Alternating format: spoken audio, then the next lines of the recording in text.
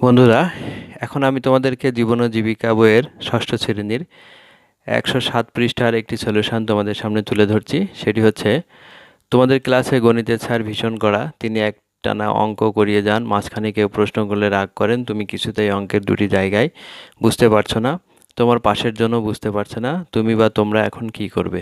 তো চলো, সম্ভাব্য উত্তরটা কি হতে পারে আমরা দেখে নিই। সম্ভাব্য উত্তর হতে পারে যে প্রথমে ভদ্রভাবে স্যারের অনুমতি নেব এবং বিষয়টা বা অঙ্কটা বুঝতে পারছে না সে ব্যাপারে স্যারকে অবহিত করব। তিনি নিশ্চয়ই আমাদের কথা তখন শুনবেন। দেখো, সুন্দর কথা বলা হয়েছে যে অবশ্যই শিক্ষকের অনুমতি নিয়ে তাকে তেনাকে অনুরোধ করতে হবে বা সুন্দরভাবে বুঝিয়ে বলতে হবে এবং অবশ্যই ভদ্রভাবে বলতে হবে, তাহলে নিশ্চয়ই একজন শিক্ষক তোমার কথা শুনবেন।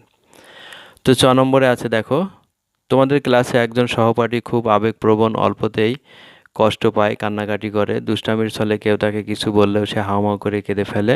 একদিন বেঞ্চ টান দিতে গিয়ে ওর ব্যাগটা নিচে পড়ে যায়, তখন বাংলার ক্লাস চলছিল, সে চিৎকার দিয়ে কাঁদতে কাঁদতে শুরু করলো, সবাই ঘাবড়ে গেল, তুমি তুমি বা তোমরা তখন কি করবে?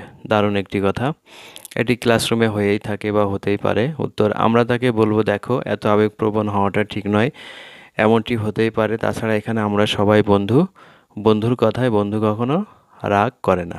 দারুণ।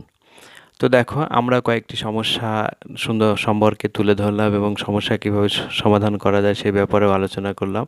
আশা করছি তোমাদের ব্যক্তিগত লাইফে যদি এরকম কোনো সমস্যা আসে তাহলে তোমরা সমাধান করতে পারবে। তো ভিডিওটি লেফট করার আগে অবশ্যই আমাদের চ্যানেলটি সাবস্ক্রাইব করে আমাদের সঙ্গে থাকো। পরবর্তীতে নতুন নতুন ভিডিও দেখার আমন্ত্রণ রইল। আল্লাহ হাফেজ।